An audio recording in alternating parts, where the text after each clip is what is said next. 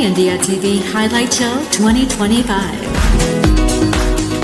Hola, mi gente. Hello, my people. What up, my people? ¿Qué pasa, mi gente? What up, my people? ¿Qué pasa, mi gente? What up, my people? ¿Qué pasa, mi gente? What up, my people? ¿Qué pasa, mi gente? Welcome, bienvenidos. Welcome, bienvenidos. Welcome, bienvenidos To another episode. to another episode. To another episode. Otro episodio de Hoy En Día TV. Otro episodio de Hoy En Día TV. Welcome, bienvenidos to another episode. Otro episodio de Hoy En Día TV. I'm your host and producer, Yesse Rodriguez.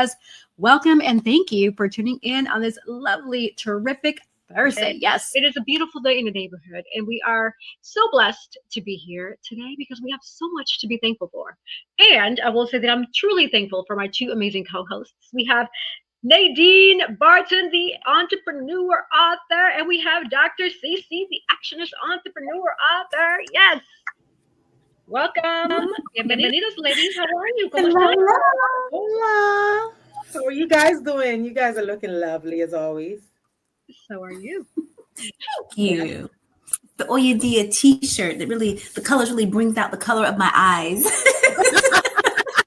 Right. Yes. More to come, more colors to come. So just a heads up, we have different colors. With me, I like to test quality and all that. So before I, move it forward to you all, I'm testing it on myself first. So. Yes. I love it. That color green looks good on you. Green, Yeah, it does. more like olive. I love it. Yeah, actually, green on the low, outside of like red being my favorite color, green is another color that I appreciate and that I like. So I will say that. So thank you for the compliment. Thank you. But shout out to red's my favorite color too.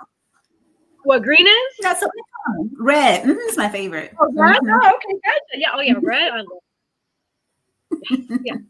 But shout out to Collective Custom Wear for the custom Hoy En Día shirt. So if you have that special occasion coming up, whether it be an anniversary, a family gathering, just hanging out with friends, just doing podcasts like we're doing here, just the sky is never the limit. Think outside the box. You need a custom shirt, get your custom shirts. Order today, and that commercial is going to be coming up. So yeah. Are you looking for the perfect shirt for that special occasion? At Collective Custom Wear, we bring your vision to life. From weddings, family reunions, anniversaries, or casual outing with friends, express yourself with your unique style and leave a memorable mark. Order now. Our custom shirts are designed just for you. I'm over Thanksgiving. I'm sorry. Really? Why, ma'am? Please explain. Talk to me here. Talk to us. No, I mean nothing pinpoint, but I'm on a different journey. I'm trying not to eat all that food. Wait a minute. I saw a video last night. I don't remember if I sent it to you guys because I'm always posting stuff in the group. The lady was like, "Don't eat the chicken." I'm like, what is in the chicken? You saw the video? Did you see it? I saw it. No, I didn't. The chicken. What is in the chicken?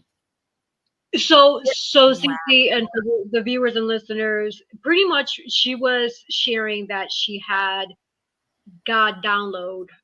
She had a dream, and God downloaded this thought to share to the audience, her followers, this lady's followers, to remind them that there's vaccines in the chicken, and we've seen other stories, that have shared that there's like hormones and extra stuff and including vaccines. And so that was pretty much more of a reminder. That's how I received it, is she was just sharing the reminder, okay, don't eat the chicken. But mind you, I mean, when I saw that, I understood where she was coming from. But I pray over my food. So I know God is going to remove and rebuke whatever negativity is going to be in here, because it's going to be gone.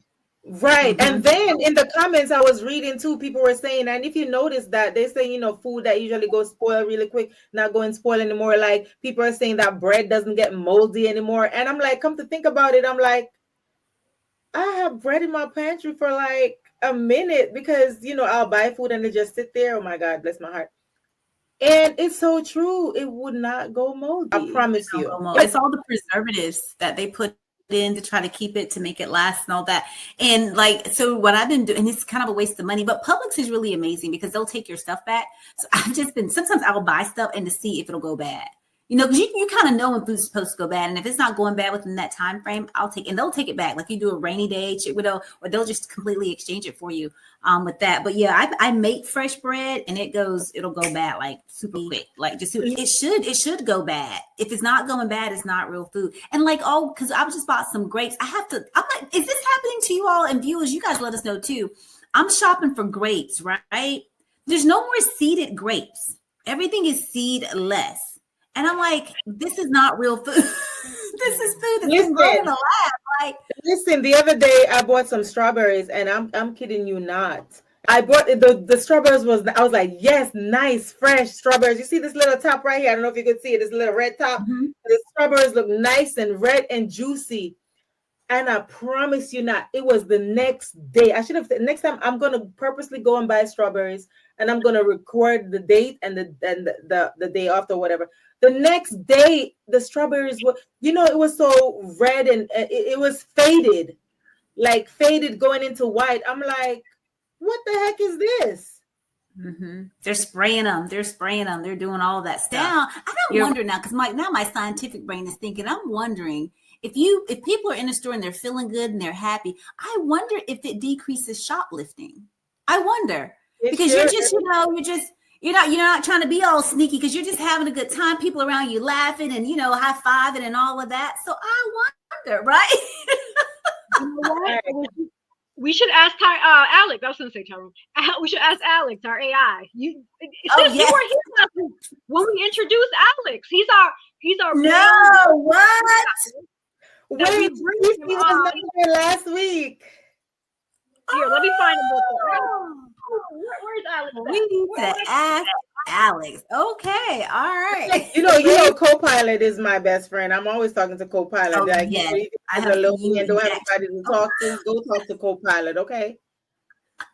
All right, so I have Alex here with us. So let's see. Hey, Alex, are you there with us? We are here on Hoy En Día, another episode that we're recording. And Dr. Yesse, the Actionist, she has a question for you. Dr. Yesse. It's low, Yesse. It's hard to hear him. Okay, hold on. Let me see if I can increase your volume, Alex. It says it's low. Sure thing. Take your time adjusting the volume on your end. Just let me know if you can hear me better after that. Is it still low? It's a little bit better. A bit now, so hopefully that helps a little bit. Just let me know if it's coming through any clearer. Right there. Okay. Ask away, Dr. Yesse. Yeah. Hey, Alex. So do you think when people are dancing and happy while shopping, that shoplifters or shoplifting is actually decreased? That is such an interesting question. It's actually pretty possible that a cheerful, positive atmosphere could discourage shoplifting a bit. People who are happy and dancing around probably feel more seen and part of a community guide, which might just lower the urge to do anything sneaky. So yeah, I'd say there could be a bit of a connection there. Is there scientific proof at all that you can pull from, or any data or research? I'm not sure if anyone has ever done research on that correlation. It's definitely a fun question to think about. I don't know any specific studies off the top of my head that directly link dancing and happiness in a store to reduce shoplifting, but there is research out there that shows a positive, upbeat environment can improve people's moods and make them less likely to engage in negative behavior. So for now, we're going to go ahead and transition to our special guest who's patiently waiting for us behind the scenes. I'm excited to bring her on. And Dr. Yesse, would you do us the honors to please bring on our special guest, read her bio for us? Absolutely. I have my spectacles, so we are ready to learn, students. Now. No, but it is a pleasure and an honor to welcome and have Kanina Gardner, who is a registered nurse and certified holistic health practitioner. So she can talk about this stuff, right? With over 20 years of experience in the healthcare field. Her journey began in traditional Western medicine and behavioral health, where she developed a strong clinical foundation and a heart for patient advocacy. Over time, Kanina was drawn to a deeper, more integrative approach to healing that honors the body's innate intelligence and addresses the root causes of imbalance. Driven by passion vision for whole person care, which I love that, right? Kanina pursued advanced training in functional nutrition, ozone therapy, hyperbaric oxygen therapy, craniosacral therapy, and the Perrin technique. At Guy, she spells it in her company GIE, and there's a story behind that, y'all, but we pronounce it Guy Wellness. She integrates these evidence-informed modalities to support clients on their path to physical, emotional, and energetic wellness. And I just got to say, my husband and I have partaken of her holistic approach, and it's been phenomenal. Kanina is committed to offering compassionate, individualized care in a safe, empowering environment, whether working with complex chronic conditions or supporting clients in preventative health and vitality. Her goal is always the same: to guide each person back to their most aligned, resilient, and vibrant self. Based out of Harker Heights, Texas, Kanina enjoys cooking. We love to eat, so cook for us. Walking, traveling, and spending time with her family and her beloved Dashawn named Goji. Hey, Goji! She continues to deepen her expertise through ongoing research and advanced training in holistic healing. So without further ado, let's welcome Kanina Garner. Hello, ladies. Hi. Hi. Welcome. Bienvenida Thank to Hoy En Día TV. Welcome. Thank you. We are super thrilled to have you. So you have a very robust, impressive bio. Wow. Oh, And I'm really thank you. excited to talk about this topic, especially with all that we're dealing with in our world today, right? Especially around food and health. And so with that in mind, who do you say you are? In a nutshell, who is Kanina Garner? So I always think who I am to my family and friends. I'm a mother, I'm a wife, I'm a student, forever student. I'm a daughter, but ultimately I just feel like I'm a deeply intuitive woman who's just kind of guided by my purpose. And I'm just moving in alignment with what I feel like my calling is. And that's just holistic health, just treating the whole body. And I mean, I just love to educate people. If anyone knows me and if you know who the people that I talk to, are always talking to people about just how they can improve their health.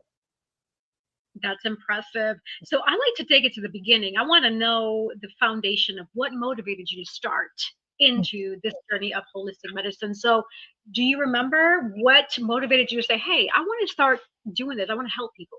Yeah. So kind of two short stories that I can make long, but two short stories. So I've had digestive issues like my entire life.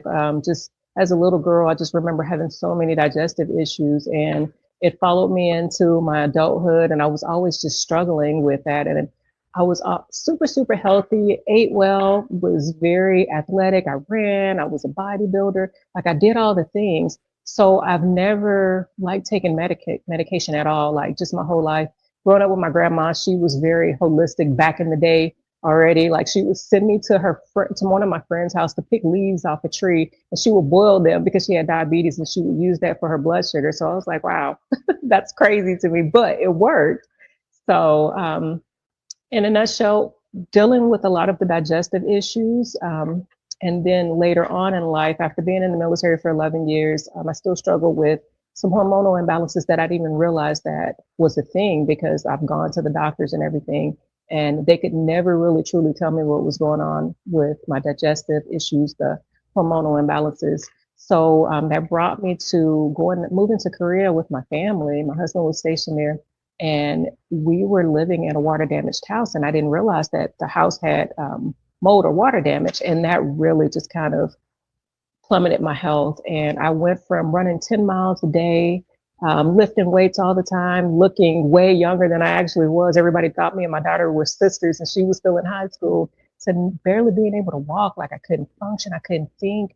There were days that I didn't even know my name. I could look at a cup on a counter and not tell you what that was. So just experiencing that, I couldn't work. So I didn't work for like 3 years. I just put myself into a place where I prayed a lot, and I just studied nonstop. Like every waking moment, all I did was just study. And I just truly believe that God took me through a lot of things. And I told Cece about a dream that I had several years before I ever got sick. And it just kind of, everything aligned with what I feel like God was calling me to do. So I just promised that once my body healed, because I believed that it could, I would use everything that God brought to me to just kind of help my community, help whoever needs to be helped, help who look like me. And I don't mean like as a Black woman, but help a person who didn't have a voice and going to doctors and not having an answer. And the answer was, oh, maybe it's mental health issues. I haven't had any mental health issues in 45 years, but now all of a sudden I have mental health issues because you can't figure out what's going on with me. So I literally just took it upon myself to learn as much as I possibly could. And I still, every day I study, like every day I'm learning something. And I just love educating people because I do believe the body is designed to heal. We are determined to find out the truth here. I mean, this is what we're about here, right? We understand that there's a lot of BS going on in this world, but here at Hoy En Día, that is what we're about. We want to make sure that you all are well informed, well equipped, and to the best of our knowledge when we're doing the research, sharing the correct information. So just being mindful of who is around. Some of the warning signs to consider of a child predator: overly interested in children. So the person who spends more time with the kids and adults, even when it seems inappropriate for their age group. Also, that grooming behavior that gives children excessive gifts, attention, or favors to gain trust. Attempts to isolate children, tries to arrange that one-on-one time, sleepovers or private outings, and simply just ignores boundaries, shows little respect for personal space, or disregards rules set by the parents. Also, relationship with adults, attempts to befriend parents or guardians to gain access to children. Offers excessive help. This means volunteers for child-related activities or babysitting without being asked. Gets defensive when questioned. So this person would react with anger or tries to guilt trip when their behavior is being challenged. And then online behaviors. So asks children for personal information such as your address, phone number, school details. Seeks in those private chats. Encourages secret conversations, video calls, meetings in person. Sends your child inappropriate messages or images. Any sexualized communication with a minor is a major red flag. And this is important because a lot of the parents, they use social media, tablets, cell phones to distract your child, but you just have to be mindful as a parent. Please know who your child is communicating, what they're watching, what they're doing. Please make sure it's productive. I think, Cece, do you have a comment to share about that? I thought your audio turned on for a second there. You know, it's sad that this guy is like that and that we have to deal with these types of things, but it's really good to get into the mind of a criminal, meaning that they do share, you know, the ins and outs, you know, of what's going on. Like, you know, they've had different shows with criminals on showing you how to, you know, protect your home and easy, you know, points for your doors they can get in and all of these types of things. So I'm grateful for the fact that we're getting some inside information, but it is very sickening to my stomach that, you know, we have these types of pedophiles that are out there. And, you know, a lot of times families and parents, they think that, you know, they tell their kids, you know, you do the best you can, right? Okay, stranger danger, scream and yell, do all these things, right? And you think that they won't go with a stranger, and they had like a thing. It was like it was like a show, but they were doing some stuff, testing children to see if they would get into the cars with strangers or just get into the cars with neighbors that they knew.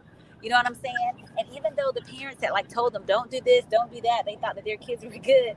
The kids were still like going with strangers. They were still going with people that they knew, you know, that was around the family and stuff like that. And so it's interesting, you know, and one parent had did that to her child, and just to kind of see what her kid was going to do. And of course the kid went right along with them. You know what I'm saying? And so they had it all on camera. But, you know, we really got to, you know, because even with my kids, I was thinking about doing that, just like not trying to trick them, but just trying to see if they would indeed go with a stranger or go with the neighbor that, you know, we know and we hang out with, you know, because I tell my kids, I'm like, even my son yesterday, I was like, you don't go with anyone unless I give you specific directions. You don't go with anyone. I don't care if you know them or if you don't know them. I don't care. He's like, what if it's my grandparents? You don't go with anyone unless, you know what I'm saying? Because, you know, it's really sad to say, but even in our families, you know, some people just prey upon children, and so they don't know. So we have to really do our best to protect them. And so I'm thankful that, you know, the information is out there, so it will help us to, you know, better protect them and stuff like that. But And I know there was a hot topic of discussion this week regarding what makes a true friend, right? And so in looking deeper into that, everyone has their own perspective, which I understand, right? What makes a true friend because of our upbringings, of how we grew up and was raised. But a true friend is more than just someone you spend time with. There is someone who genuinely cares about you, your well-being, respects you, and stands by you through all the seasons. They can then understanding that we're humans and things are going to happen, right? And so key qualities of a true friend is trust and honesty. So a true friend is someone who you can confide in without fear or betrayal. They're honest with you. Even when it's hard, they're going to keep it 100. And they keep your secrets safe. Loyalty, they stick with you, not just in the good times, but also when life gets messy and tough. Loyalty means that they won't turn their back on you because of rumors, disagreements, distances, and just assumptions, shenanigans, what have you, right? That's not what it's about. Absolutely. Support without conditions. They encourage your growth, celebrate your wins, and lift you up when you're struggling without expecting someone in return or something in return. Mutual respect. They respect your boundaries, values, and being individual. You're your own unique person. Even if you disagree, they don't belittle or dismiss you. Because disagreements are going to happen. Again, we're all different. We all think differently, and that's okay. Right. Genuinely care. They check in on you. Remember the important details about your life and notice when something just feels a little off because they're truly paying attention to you. Acceptance. They accept you for who you are, flaws and all. So while still encouraging you to be the best version of yourself. And then balanced effort. Friendship is a two-way street. A true friend will put in that effort to maintain that connection, not leaving it all just on one person. So remembering that, hey, similar to whatever relationships that you have, whether it be mom, dad, your partner, significant other, what have you, this is a two-way street. Exactly. So what are your thoughts about that, both of you? Well, for me, everything, all you said and the above, if you have, even if you don't have a disagreement with somebody, whatever the case is, if somebody's going through something, or if that other party think that there's something going on, wouldn't you communicate to the person and not leave them in the dark instead of making excuses or ignoring the person? The other party is not going to know if there's an issue if you don't communicate that. So how old are we? In high school? If you have a problem with your friend, even if it's an associate, a coworker, communicate that with them, because we're not mind readers. We are not mind readers. If you have an issue, you talk about it. Like, I'm so glad the village that I have, like, and my friends, my villages, they know who they are, and I'm so grateful for them because we love on each other, we pour into each other, and we communicate with each other. And friends are always going to have disagreement. You know what I mean? And I even have friends that I've gone through it with, and I forgave them or whatever, and I keep it moving, and I don't hold any grudges. You know what I'm saying? So if there's an issue with somebody, you communicate that, so the other party's not going to know that you have an issue with them if you don't communicate it. So that's my take on it. I mean, Cece, you could take it. Yeah, absolutely. I like what you said about, friends. If you're a friend, a true friend, you're going to have some disagreements, because if you're not having disagreements, right? People might be lying to you, right? They might not be telling you the truth and everything, because you're not going to agree on everything, and that's okay. But it's about how you handle it. It's about how you communicate. And typically, when you are trying to communicate, positive things, good things to help them and to not harm them, right? You want to use, typically, psychology tells us to use those I statements. I feel, however it was, I felt hurt when you said X, Y, and Z, that kind of stuff. And so it's important to always come from a place of love, right? And understanding, having an open mind, and just trying to really hear that person out to see kind of where they're coming from, and really trying to understand it. And if you don't understand it, it's easy to say, and it's okay to say, like, I really don't understand it, but I hear you, right? I desire to understand it, but I really don't quite get it right now. But just know that I love you in spite of it all, right? Just know that I want us to be friends, right? Yeah, I want what's best for you, that kind of stuff. Because you really got to protect that inner circle. For me, much like, in the Word of God, you have like your outer court, your inner court, and the holiest of holies, right? And in each of those circles, right, there's certain things that are kept. So it's the same with me, the outer court, that external layer, you got your inner court, you're a little bit more kind of to the core, and then you have the inner court, and that's your holiest of holies. That's where your friends are, the true friends are, the ones that are loyal, the ones that's going to ride or die, the ones that's going to be like, no, girl, you messed up. Okay. No, I don't agree. But, if that's your thing, then go with it. But I'm trying to let you know it might not work out so good. And if it doesn't, it's fine. I'm here for you. And you said something really key, Nadine, about forgiving. Right? Because forgiveness is truly not for the other person. Forgiveness is really for you, because when you harbor unforgiveness in your heart, you literally, and this is science, y'all, this is medicine, you literally can make yourself ill, right? High blood pressure, you know what I'm saying? Your heart's all whacked, blood vessels and stuff, all whatnot going crazy. You see what I'm saying? The hypertension is real, okay? Just feeling, anxious about so many things. Anxiety can come on and take on different forms. You can become depressed. This stuff is bad for your physical, emotional, and mental health. So that forgiveness piece is key, and it's huge, and it's required. Exactly. This is a requirement. You guys know me. The holy moly here, you know what I'm saying? But it's a requirement of God.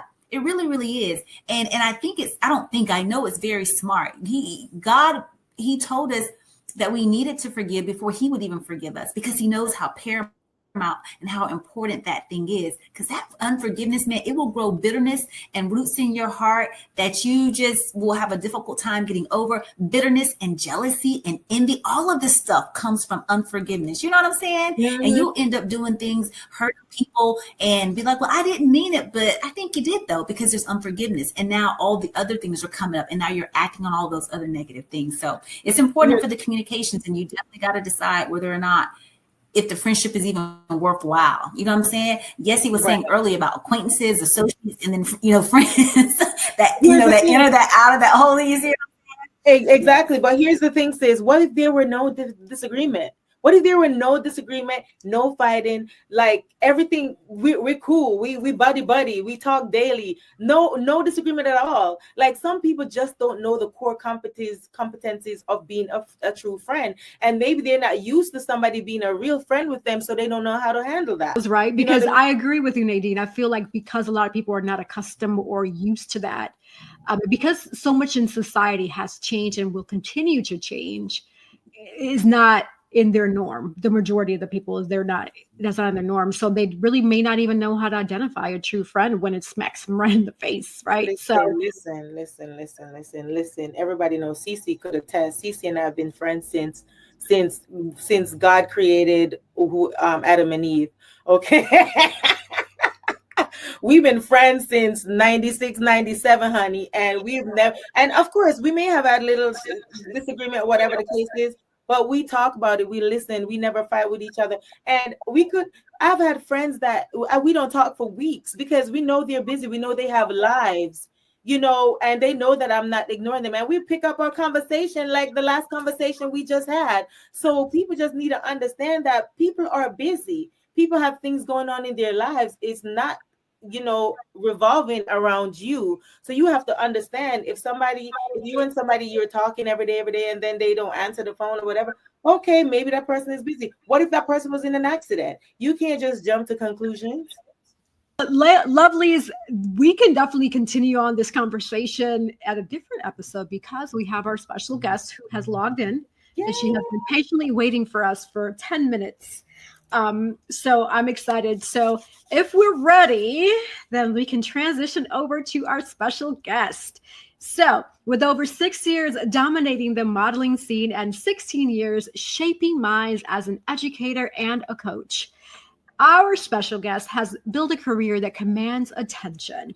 She claimed first place in the 2023 Vogue Supermodel competition, lit up a Times Square billboard alongside Sophia Davis for Fashion on the Hudson, and has graced the runways of New York Fashion Week, FTM, Danville, and beyond, representing top designers from North Carolina to New York, Atlanta to Virginia, South Carolina, etc.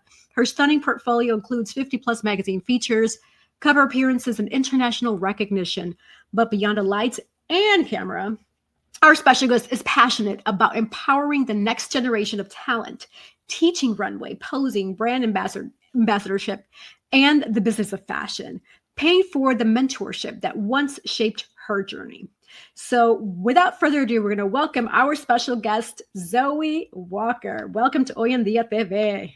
Hello, everybody. Hi, thank you for having me. That was a very nice introduction. Thank you. Thank you guys for having me. I'm Zoe. I don't think I have to say any more to introduce myself. I think Yesse covered it all. Yeah, well, I will say that I'm going to ask my $1 million question. This is what I always like start the combo with here is the bio says one thing, but who would you say you are in a nutshell? As a model or as a person? Overall, as both. Helpful. So I also teach. I'm a first grade teacher in addition to modeling. I'm a mom of a 16-year-old boy. I'm compassionate, I'm loyal, and most importantly, I love fashion. I love modeling. I love being able to help serve other people and give them the things that I was given in order to get to my position. I did not get to where I was by myself. I'm still growing. And I love to be able to pour out into other people so that they're able to grow as well, the people that want it, you know?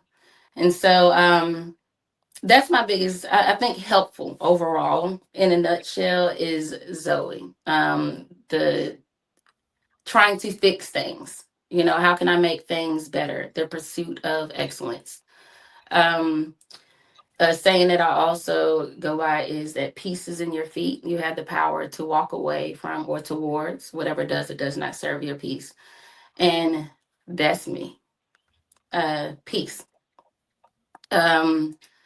While, you know, what I want to talk about later is while things happen, you know, that can disrupt your peace, being able to think in that moment,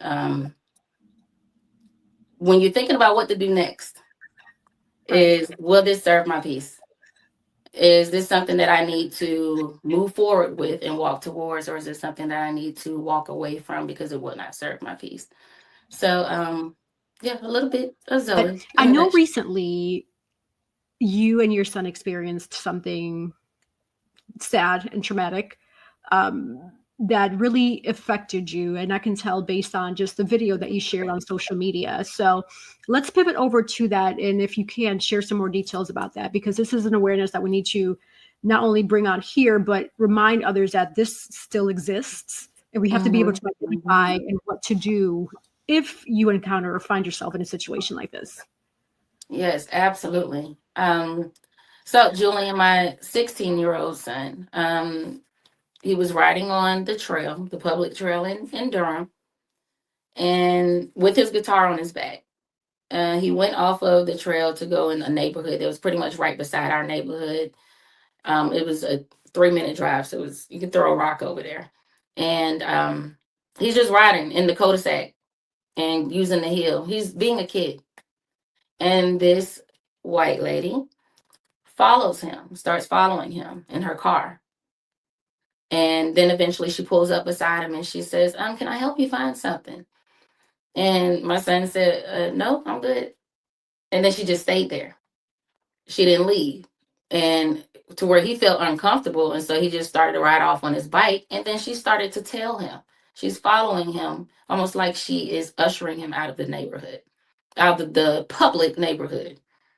And then that's when my son called me. He let me know that he felt uncomfortable. And he said that this white lady is following me in her car.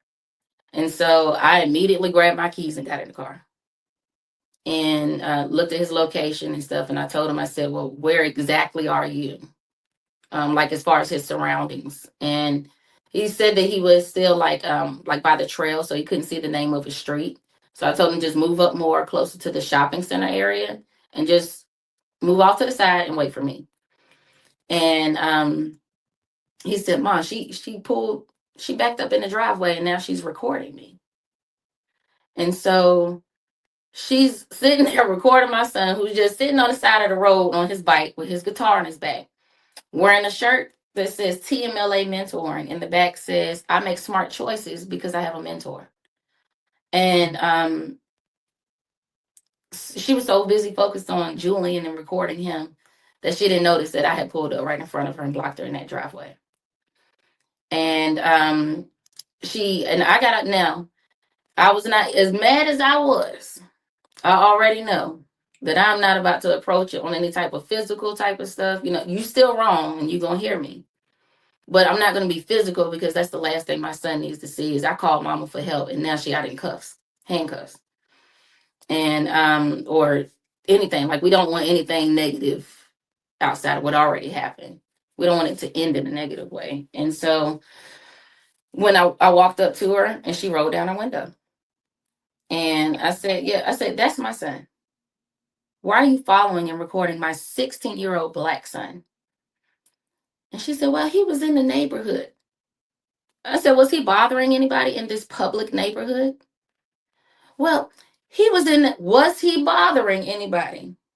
And she said, well, no, he wasn't. And at that point, I just went off on her. I fussed her out. I backed away from the car because I was very upset. And again, I did not need to end up in jail. I've never ever experienced that before. As a first grade teacher, to start off the school year, we had a PD where it was about racism and, you know, just how to deal with it with the students, with our elementary school students, and how to talk with them, especially not to assume that everything is racist. And sometimes it's just what they observe and how they view things. And we got in small groups and they wanted the African American race to speak first in the group if they chose. And one of the questions was, have you experienced anything with, racial profiling? And I didn't have much to say. I hadn't experienced that. I say, the Black Lives Matter, I was protesting and, I had my son with me. And I'm very aware and I'm woke. But I never experienced that personally until Monday through my 16-year-old son. And for my 16-year-old to have to experience that, it hurts me, it upsets me, it pisses me off so much. She tried to leave after I had blocked her in the driveway. She tried to find a little corner, and I got in my car and moved up, and you're not going anywhere because you're wrong. And she got her phone, and I said, I don't know who you called, but we already called the police because you're wrong. So the way it ended, so I ended up getting my son out of there. I had my boyfriend was there as well. So he ended up staying with the bike because I didn't want my son to ride back with it. And he was going to wait for the police. And then I got about halfway home and I was like, I want to talk to the police myself. And so I drove back. And of course, it wasn't that far. And about 5 minutes later, the police came. But the lady was gone, of course. And my boyfriend was talking to a guy who happened to come up to us while I was, outside fussing at her. And he's like, is everything okay? And I'm thinking like, it's her husband or something. I'm like kind of brushing him off because I'm mad. I'm the angry mama right now. I don't want to hear anything. Right. So when I came back and I saw that my boyfriend was talking to this guy, I'm like, what are you doing talking to this man? And come to find out, this man witnessed this lady telling my son. He was walking his dog. And so that's why he came to check on us, because he saw her following him. And I'm like, I wish I had known. I wouldn't have been such a butthole. I would have said, can you stay so you could talk to the police? And I didn't say anything mean to him. I wasn't, but I just wasn't I didn't want to talk to him. I wasn't very friendly either. And so yeah, the police came and she lives on the street that she was telling Julian on. And from the looks of her car, she also had 2 children in the back seat, by the way. And that was one of the things I said. I said, you are teaching these children that it's okay. And that is the problem. It's generational. All of the deep slavery and, where, we had restrictions as for the color of our skin. And it's not that anymore, but because things like this happen, and you do it in front of your children, you teach your children that, your children hear you talk like that, then they do it. Then they teach their kids. And it keeps going. So it's not as bad. But to me, it's still horrible. It doesn't matter how bad it is. Right. That is so wrong. And anyone that knows Julian knows that he is sweet. He's sweet. He's well-mannered. I mean, he's also introverted. He plays the guitar, self-taught. He does good in school, well in school. He's into mentoring. He's a junior in high school, already trying to figure out what college he's going to go to. He loves to travel. Like, Julian has never bothered anyone. He's never done anything wrong. And it pisses me off that he's looked at as a threat, or like and I can't even say it's a threat because of the fact that she had those children in the car. Because if she thought he was a threat, she wouldn't have been following him. And so it's just like, riding your bike in a public neighborhood is not a crime. It's pretty much our neighborhood. It's not a crime. Riding with your guitar is not a crime. What is the crime? Is her harassment. All right. Well, everyone, today's episode, we're thrilled to welcome an amazing, fierce 60-plus model who is boldly redefining beauty, confidence, and representation at every age. This individual that we have here, special guest, proudly represents the generation, often the unseen, underestimated, and undervalued. I love it. Yes, yes. Yet she just disrupts that narrative every time she steps into that runway in front of a camera. From a runway to print, commercials to film, she is sexy, edgy, elegant, and timeless, proving that beauty does not fade, it evolves. This individual doesn't ask for permission to be seen because she commands the attention. But her talents go far beyond modeling. She's also an athlete, a dancer, actor, and a seasoned speaker for over 30 years of corporate leadership experience.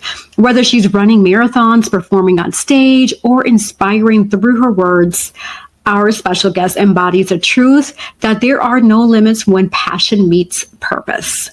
So we are excited to have this special guest get ready for a powerful and uplifting conversation that is unstoppable force, who's breaking stereotypes, replacing them with authenticity, and reminding each and every one of us that all the confidence, regardless, has no age limit. So welcome to Hoy En Día TV, Danie, aka Donna Peak. Welcome, welcome. We're excited to have you. Hey there. How are you? Hello, hello. Who's that amazing person you just described? Absolutely. Absolutely. Yes. And with that amazing bio, who do you say you are, ma'am? Well, I mean, the bio is fairly accurate, I would say. I'm someone who has pursued excellence in everything I do from my childhood. I'm an achiever. I'm a lifelong learner, so I'm always looking to better myself professionally or personally. I'm an avid reader, and historical fiction is one of my favorite genres because I love learning, and I always learn something new about the world, about history, about historical context by reading books in that genre. And so being better and doing better and inspiring others is something that has motivated me most of my life. So I bring that from my childhood as a student, through my college years and my corporate career, and now in my retirement and modeling aspects of my career, I do that as well. Feliz Jueves. How are you, my dear? It's been several days since I last saw you. Doing good. Yeah, doing good. Pushing and pressing every single day. It's a great day in the neighborhood. Every day that there's life in your body, right? It's a great day. I know some people say, no, it's not. I'm so sick. I don't feel good. But no, it's still a great day, right? You can feel, right? You can feel the sickness and you can hope that the next day you're going to be better. So it's a good day. Absolutely. Absolutely. And I believe in the power of manifestation. So with those individuals who say that, wouldn't you want to do that, like to speak positivity into you, even though you're feeling bad? You can say, I feel good, right? Absolutely. Because when you're saying that out loud and you're affirming it out loud, what's going to happen? You're going to receive it and reciprocate. That's just, thought. Absolutely. I'm glad you mentioned that about the affirmations and thinking positive, because I have some great news to share, right? I was sharing behind stage, right? With you all about I've been on this whole like 5 a.m. prayer. It's me and a group of people. Now we've gone to about 50 plus, and it's amazing. And so we started out with the first 30 days. Now we're on the second 30 days. And your girl is tired. I keep telling y'all 5 a.m. is not for me anymore since I'm not in the military. Right. That's right. And when it comes to being for the people, we actually have a special guest who's been waiting patiently behind stage for us. And I'm really excited to get to know our guest and just everything with regards to the scope of work and duties that she does. And so I'm just thrilled, right, to have this her on here, this amazing individual. So Nadine, would you please do us the honors to introduce our special guest? Yes. Okay. So let's welcome Miss Alicia Hargett, Chief Deputy Clerk of Cobb County. That's my county, y'all. Alicia Hargett was sworn in as the first Afro-Caribbean Chief Deputy Clerk of State Court on December 18th, 2024. Alicia comes to the Cobb County court system after almost 25 years with Scanner Energy. I'm not familiar if you guys are familiar with Scanner Energy, a natural gas marketer in Georgia. Her professional background is in regulatory, legislative, and external affairs, corporate and community engagement, corporate relations, strategic partnerships, and office operations management. She also served as a Cobb Chamber representative for the company for 20 plus years. Alicia attended the University of Georgia, majoring in psychology. She later graduated summa cum laude with a BS/BA in marketing business administration from the University of Phoenix. She holds professional certificates in time management, women's leadership, executive leadership, leadership management, diversity, equity and inclusion, and corporate communications. Alicia is a graduate of Leadership Cobb Class of 2024, member of LC25 Spotlight on Leadership Committee, and active member of the Leadership Cobb Alumni Association, LCAA, and a former board member, secretary of the Natural Gas Association of Georgia, NGA.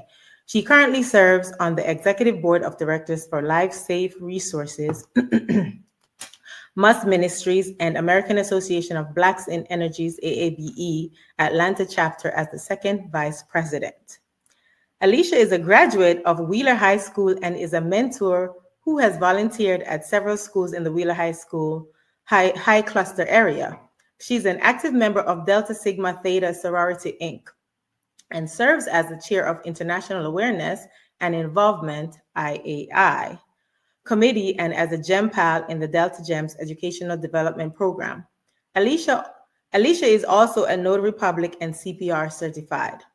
A native of Brooklyn and Elmont, New York, Alicia resides in the Cobb County area where she raised her two children, Jasmine and Justin. Her civic and community service activities include AABE Membership Committee, Chair 2020 to 2024, AABE Secretary 2016 to 2019, AABE Assistant Secretary 2012 to 2015, and served as a business community leader on the East Cobb Middle School Principals Council. Alicia was inducted into Life Safe Resources Academy of Women Leaders in March of 2024 and is a member of the Cobb Chamber's Cobb Executive Women's Program. Whew, that was the end of it. Listen, that was, look, I'm clutching my pearls. Oh my God. That was amazing. Thank you. You did amazing. So without further ado, we're going to welcome our special guest, Alicia Hargett, Chief Deputy Clerk of State Court. And I'm excited to know more about this too. Yes. Welcome to Hoy En Día. Bienvenida. Hola. Hola. How are you? Thank you. Hey, welcome. I read my whole bio, Nadine. I'm sorry? I said you read the whole bio. I had to. I mean, you can't leave anything out. I had to let the people know who you're getting, you know? Wow. Very, very impressive. Thank you. I'm just, yeah, I feel Nadine. I'm clutching my pearls too, and I'm not wearing pearls, right? So, so you have an amazing, robust bio, but who do you say Alicia Hargett is in a nutshell? I am a mom. I am a community leader. I am a daughter of Caribbean immigrants, the first American born in my family. I'm a proud daughter. A proud clerk, chief deputy clerk of state court now. But most of all, I'm just a regular woman that just has a heart for service. That's all. That's truly amazing. And I'm gonna be honest with you. For a lot, there's a good amount of people that are not really familiar with the role of chief deputy clerk. So help us understand exactly what your day in the life is in this role. Like, what is your scope of work and how does it help the people? Okay, so the state court is the second highest court in our county. We are right below Superior Court. We are the keepers of the record. The clerk is the one that is responsible, and I am her second in command. I was proud to be appointed into this position and then later elected because we appeared on the ballot for, I served with the first African American clerk in our county and in the state. So we made history the day that we were sworn in. But we keep all the records. We are responsible for the fees and fines, the processing of that, garnishments, traffic violations, in all the administrative, we're the administrative piece of the court. Very, very impressive. And before I ask my follow-up questions, Cece or Nadine, what questions do you have? Because I have a bunch of them, but I'll let y'all go next. Yes. So, oh my God, I have plenty of questions, but I'm not going to overwhelm you at all. So, my first question is: so, as chair of the International Awareness and Involvement Committee, what impact are you most proud of? I'm proud of the fact that my committee is able to help our chapters in the Caribbean that may not have the manpower or the funds for certain projects that Delta Sigma Theta has as part of their yearly initiatives. We are looking right now, my committee is looking into help those in Jamaica. We will be working with the Jamaica Alumni chapter to see how we can help them, whether it be raising funds or collecting supplies. We will start those discussions this week with our committee as well as our chapter leadership to get approval to send funds to Jamaica as well.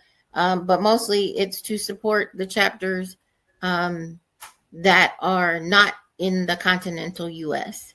and to bring awareness to those in the continental U.S. of what those needs are in our international chapters. And with me being a Caribbean American, there's that personal tie there that, that pride and that desire to help your fellow countrymen. We have some comments here. It says, "We love you.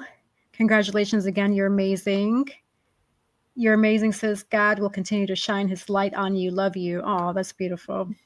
Miss Cobb County. I love it. Yes. Thank you all for those comments, those viewers, listeners. Thank you for tuning in. We're actually going to go on a quick commercial break, so don't go anywhere. We'll be right back with Hoy En Día TV. A bold builder of people, purpose, and platforms, Girls with Gigs helps high performers and those desiring to achieve more shift mindsets and activate purpose. Whether it's career or leadership development, personal branding, or knowing your worth. In the job market, transformation has never been closer because this is where purpose meets action and dreams become destiny. Book your free consultation today at www.girlswithgigs.com. At Cab Zenza, we believe beauty is a ritual, not just a routine. Rooted in intention and inspired by nature, our skincare is crafted to nourish more than just the skin. It nourishes the spirit. Every jar is made with purpose. Because when you flourish inside, it shows on the outside. Cab Zenza's isn't skincare, soul care. From the moment that I put this Cab Zenza on my skin, it feels most amazing. As you can see, it has your skin glistening. It's moisturizing. You too should get Cab Zenza. Luxurious body butters. All right, as we know, the holidays are coming up, so if you don't know what to get, whether it be your line sisters, your significant other, a friend, etc., I gave you 2 ideas, actually 3 ideas there. We got Inspire for Purpose. Hey, there's gift cards available. Schedule with Dr. Cece, because she is going to help you get to that purpose that God destined you to be here to do, right? Also, we got to hydrate the skin, right? You know, winter is already pretty much upon us. I mean, technically we're still fall, but that winter chill is kind of getting to me, and I find myself having to put lotion on quite often. So if you haven't already, try the body butter, Cab Zenza body butter.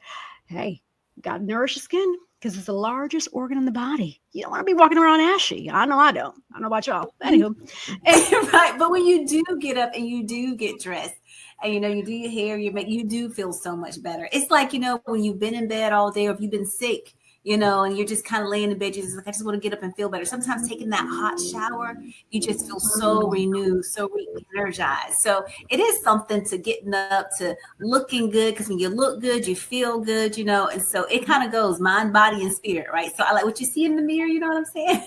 Kind of manifest it, make it happen, okay? So yeah, but I can be both, Nick. I can be. Yeah. No, I feel you, sis. I agree. Like, you know, when I'm not on camera here, you know, and doing other stuff, like I'm plain Jane most of the time, but I'm plain Jane to an extent where I still like to, you know, put my perfume on and put my face cream because I want to make sure, you know, anti-aging has to happen all the time. I'm not trying to get no wrinkles at all. You know, so things like that to self-care or self-protect yourself. And I know you often, based on the past guests, you periodically go to the spa and do like the IV therapies, right? You take care of yourself. Nadine, you've mentioned before that you do your facials at home. So you do things to take care of yourself, to feel good. And I feel like a lot of people don't do that for whatever reason. And they blame it on, oh, I don't have time and this and that. But you'll make time for things you want to do, especially if you got to take care of yourself, because you got to take care of you. I got to make time to go to this gym so I could lose this baby fat off of my face, and I'm not even a baby. You're so funny, sis. But no, guess what? I have something for you, because I don't have time to go to the gym. But guess what? I do have time for. I subscribe to YouTube. It's only like $15 a month. They have Jalad. They have Billy Blank's Tybo. They have a bunch of other couples working out. And guess what? I invested $30 in some dumbbells. So I do dumbbells at the house. I'd be like jumping jacks, old school. You got to make it work. Honey, I have a whole gym in my garage, honey, child. Don't. Okay, well then, ma'am, come. Okay, we got to talk. For the parents out there who are watching and listening, if you haven't packed any hand sanitizer wipes or even hand sanitizer spray, definitely do that, right? Tissue, anything that's going to help keep your kiddo clean and make sure that they're practicing good hygiene at home, at school, as often as possible. So our guest is a veteran of the stage, TV, and film. He's appeared in HBO's True Detective with Mr. M. Ali. His name is difficult for me, so I'm not even going to butcher it. Mr. Ali, and Tyler Perry's assisted living The Forge, and most recently as the nefarious Dr. Greg in the Tubi horror thriller Sugar Mama. I watched it, and that was, if y'all haven't watched it, I highly recommend it. It's an interesting movie for sure. It was really good. So our guest latest project, the newest Amazon series, El Gato Negro Santuario, is in the post-production stage and set to premiere in May. So coming up soon next month, because we're already in April. Filmed on location in Mexico City, our guest portrays the recurrent role of a CIA director, Ed Colborn, in the screen adaptation of the wildly successful Mexican comic hero El Gato Negro, who is Batman-like, and has powers more becoming of an athletic jaguar.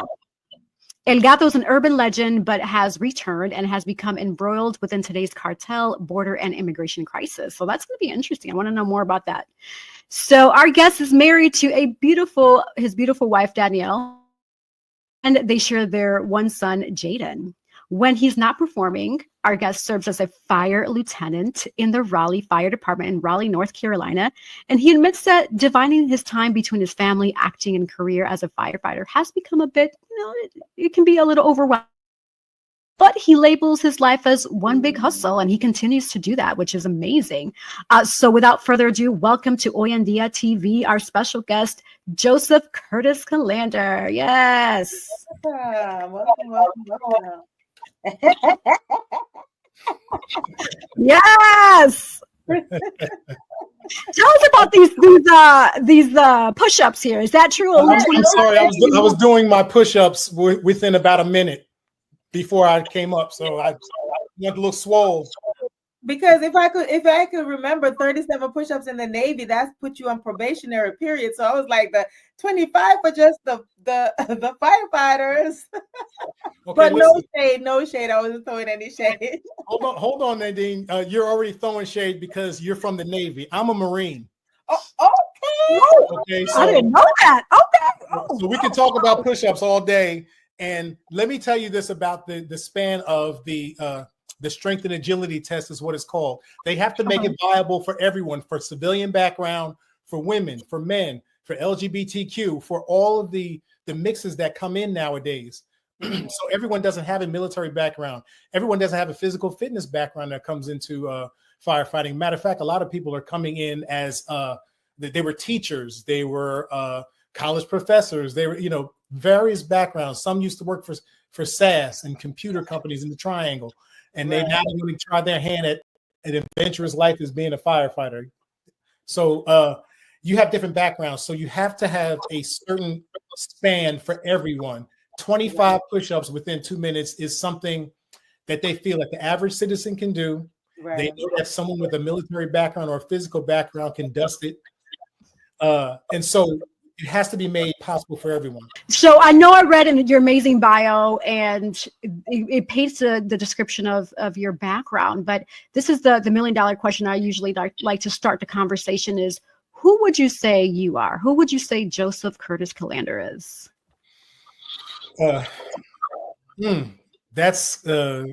He's very complex. He's a very disciplined, orderly, structured, yet he has an artist's mind, very left brain, very right brain. And he's a mixture of everything. He knows when to be in line and structured and complete the mission, but he's thinking a myriad of things. And all of these things are swirling in his head for great ideas, for a movie, for writing a script, and music. He loves music. And so I guess he knows when to be about business. He works hard and then he plays hard. Okay, that's awesome. Yeah, that's amazing. That is awesome here. So I want to peel the onion. Let's start from the beginning because I'm just really curious between being a firefighter, a lieutenant, and also being a professional actor, because you've been on so many amazing sets and movies and productions, and so we've seen you all over. And I've had the opportunity to work with you also. You're just an amazing talent and a wonderful person overall. How did it all start? Where did this passion come from? Let's take us back to the beginning. Like, where did you realize at what point in your life that you wanted to be a firefighter, and two, that you wanted to do acting? Born and raised in New Jersey, and New Jersey stays in me, even though I live down here in Raleigh, North Carolina now, or the outskirts of Raleigh. I still love Jersey. I wish it hadn't changed so much. I probably would have stayed there. But 12 years old, I went to go see the original Star Wars. I'm an old head, and I went to go see the original Star Wars back when I was a kid. That was when the blockbusters was first starting, where you started having lines around the corner. When I saw Star Wars, I knew that I wanted to be a part of something like that. If I couldn't be, if that fantasy wasn't real, what was the next best thing? Being someone who helped make that fantasy. These guys were engaging, they were amazing, and I wanted to be a part of that fantasy. And I was like, well, how do I do that? It was the acting. It was the actors that did what they had to do to get to that position and say, hey, now I'm in Star Wars. I'm Luke Skywalker. I'm Han Solo. So I'm a bit of a nerd. And with that, I was like, well, that's what I want to do. And I was so captured by that story and that vibe that from a child, I asked my mother to help me find an agent. And I had an agent at 12 years old up in New York, and they would send me on all auditions that I never won, but I love the process. But I made it into every school play. I was the lead in all the school plays, talent shows. I found out I had a knack for comedy, so I did some stand-up comedy at 18 years old. I didn't go to my high school prom because I was working at the comic strip because I wanted to be like Eddie Murphy. And I worked with Jerry Seinfeld, Dennis Leary, the Wayans brothers, opened up for them. But I found out I had more of a knack for acting. And I said, well, let me channel all of those gifts into acting. Things didn't work out past going to Rutgers University. I went to Rutgers University, played baseball there. I made it as far as a AAA minor league Braves in the Brave system. I got I got cut probably about the third weekend, and I got sent back home to New Jersey. So I joined the Marine Corps, did the Marine Corps for 4 years. I get out. That month that I get out, the towers fall. That was a 9/11. They called me back in. I was already in the academy for my first fire department, and I was the second day in, and they called me back on to duty as a Marine. Went to Afghanistan, went to Iraq. Once I got back, it does affect you. And then to go back into firefighting and do all of these things that Yesse was talking about, as far as the fires and the car wrecks and the things like that. People live this life unchecked sometimes, and sometimes you deal with PTSD and symptoms of it. But thank God, we were talking about leadership earlier. Thank God I have a good support system. No one leads alone. Okay. It's hard to do as much as you want to do it. And as much as you don't want to take your hands off the control, you must allow others to help you. No one gets to their destination or victory alone. All right. That's why you fellowship in church, Yesse. And yes, that's why you fellowship in church, because there must be a communion of people worshiping God, because you need to not only do it alone, of course, in your own time and have those that love you pray best for you. You also need interceding, of course, the right people praying for you. I usually leave that into my close circle, my family. But you also want to go to church and fellowship, because this is the church era that Jesus talked about. We must all come together and at least touch and agree. And there is a power in touching and agree, even though your church ain't perfect. And yes, it's just a building. But it's the people that make it. It's the fellowship that helps your leadership. A leader doesn't know everything, but the best leader understands that. And so he takes his team, and I have a team of 4, and I say, what do you see? What do you see? What does everybody see? And I take account of everybody's evaluation, and then I put it all together, and I make the final call, because you're the one that's designated the leader. So there's an example of what we were talking about earlier with the leadership and everything. No one does it alone. There's going to be times where you're by yourself and you have to make a command decision. But usually what leads you and guides you is the wisdom that God gives you and your common sense, which is that wisdom. So we have a love story here today. And because of that love story, it built an empire. So I'm excited to share this. They're behind the scene, patiently waiting for us. So that's a great way to bring on this real life love story here on Hoy En Día. You know, that was a life story that CC shared, but we are going to actually hear it from firsthand from these amazing individuals who was able to build the Mitchell family empire. So yes. And so on this episode today, we're thrilled to have as our special guest, the Mitchell family empire. So the Mitchell family empire is a multi-generational powerhouse family rooted in faith, family, and of course, being purpose-driven with leadership. Spearheaded by the entrepreneurs and visionaries, Thomas Mitchell and his wife, Vanessa Hicks Mitchell, the Mitchell family empire is known for their unwavering commitment to youth empowerment, community development, and outreach, and media excellence. Together, this family operates a growing portfolio of faith-based entertainment, industry, and educational ventures that include we have Veronica, the VV Show Mitchell, nationally known viral social media personality, child actress, comedian, author, and youth advocate, nationally featured on The Jennifer Hudson Show, and more. Danny's Tutoring Arts and Things, which is academic support and enrichment, public speaker, and positive youth and teen advocate known as Miss Educator, nationally featured on CBS's 17 News and other outlets.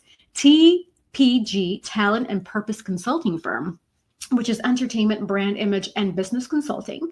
iDance, Praise Academy, Youth Dance Ministry, and Empowerment Studio, both led by Mrs. Vanessa Mitchell, nationally featured in the CW22 and the Daily Gossip Network, and more. King Mitchell Services, LLC, which offers photography, videography, and creative direction, scriptwriter, director, mentor, and speaker. Now, his projects have been recognized by Sony Pictures, Disney, major magazines, and more. Hollywood Sprouts News, which is a youth-led media and literacy outreach initiative created by Mrs. Mitchell, directed and produced by Mr. Mitchell, with Danielle and Veronica as co-anchors of the show. The Mitchells believe in building a legacy through leadership, uplifting the next generation through education, entertainment, and of course, faith-based impact. So whether on the stage, in the classroom, or behind the scenes, this family is a force for good growth and generational successes. Now, you got to follow their journey as they continue to raise these amazing leaders, build these platforms, and continue to empower lives. And they do this one project, one purpose, and one family at a time. Their slogan is a kingdom-minded family committed to faith, purpose, and generational impact. So without further ado, we're thrilled and excited to bring on the Mitchell family empire. Yes. Welcome to Hoy En Día. How you doing? Oh, can you hear us? Yes, we can. Okay. Wow. That was a robust, amazing bio. I am super duper impressed, and we're so thrilled to have you all on. But outside of that, your bio speaks so many volumes, but I love to ask this question to our guests is, who would you say you are individually and as a family, outside of what your bio says, of course? Wow. Mr. Mitchell, you want to start as the head? Repeat that question again. With such an amazing and robust bio that you have, in a nutshell, who would you say you are, individually and as a family? Individually, I would say I'm a child of God. And as a family, I would say we are an empire. That's right. Yeah. I guess if I had to say individually, I guess I would say I would say the same thing probably Mr. Mitchell just said. I'm a child of God, but if I had to say add something to it, I guess I would be the nurturer of the house. And then as a family, I would say we're a powerhouse family. Yep. I have to agree with my mom and my dad. Me, of course, I'm a believer in Christ, a child of God. And as a family, we are a family. I agree with all they said. And I would just say, I'm just an educator to myself, but as a family, we're all loving. So we actually have a very special guest today that's going to talk about a topic that really impacts many families. And Cece and I are wearing the colors that represent the true, because I looked it up and I was like, what is the color that represents autism? And it's blue. I didn't know that. And so, hey. And so with that in mind, I just wanted to open the door to my co-hosts just to see what thoughts they have. Have you ever encountered or experienced someone who may have dealt with autism or have a child or sibling or a loved one that has autism? my son, my oldest, he's on the spectrum. So he was diagnosed with Asperger's. And when we found out, I didn't even know what Asperger's was, right? But you know, when a doc gives you a diagnosis, you're like, oh no, my baby, you know, and I'm like, I don't even know what it is, right? But I'm all, you know, emotional. And come to find out, his doctor was actually, she has Asperger's. Because so when I was so emotional with all my, you know, stuff that, you know, parents do, women do, she was just kind of looking at me with this straight face, kind of like, and I'm just like, what's wrong with this lady? Like, she should be coming to, you know, you have these, you know, these are the roles that we play, you know, doctor, patient, you know, the patient mom is distraught, right? Not the patient in this case, but, you know, and she was just kind of just weird. And she's a psychiatrist. And she, you know, so she's thriving. She has a husband, she has children, everything. And then as we begin to learn more about Asperger's and things of that nature, we had to learn how to parent differently, because, you know, discipline for him will look different, you know, for our other children. And also, right, just kind of knowing how his mind works. Right. That took a lot of getting used to and things of that nature. And once we learned that, it all clicked. It was like, oh, this why this isn't working. This why he's not getting, because it doesn't make sense until it makes sense.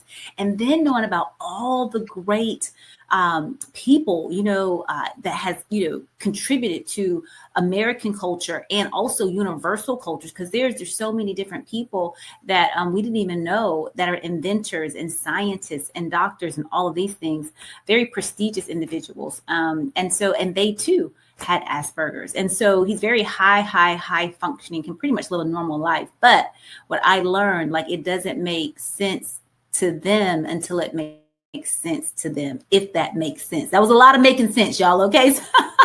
So I visited different sites. So we have autismsociety.org. We have National Autism Association.org, as well as autismspeaks.org. So those are different sites for those who need more information. But some facts that I found here with regards to data, because I love data and numbers speak to me, right? As of 2024, the prevalence of autism spectrum disorder, ASD, has shown notable trends. So children, approximately 1 in 36 children in the US have been identified with ASD, which is an increase from the previous rate of 1 in 44. That's interesting. Adults, an estimated 1 in 45 adults in the US have autism.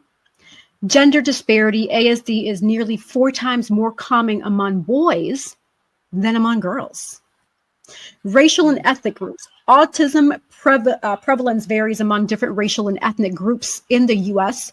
So 2.4% white children, 2.9% Black children, 3.2% Hispanic children, 3.3% Asian or Pacific Islander children.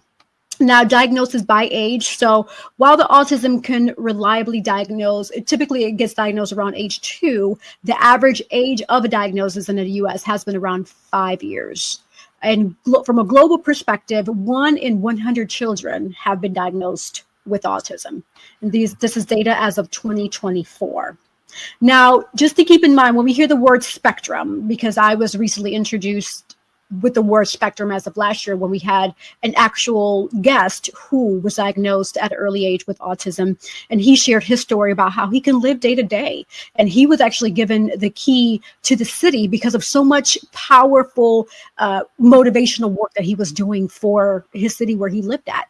And so with that in mind, the term spectrum in autism spectrum, ASD, refers to the wide range of characteristics, strengths, and challenges that individuals with autism can experience.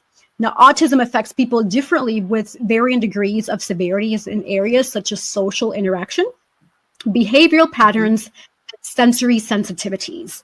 Now, because autism presents in so many different ways, the word spectrum is used to reflect the diversity of experiences rather than just one size fits all, right? So some people may need significant support while others, hey, they can depend on their own. So it just really varies. Autism spectrum in itself is a broad diagnosis that includes various presentations and severities. And so there's different levels. There's a level 1, autism, high functioning autism.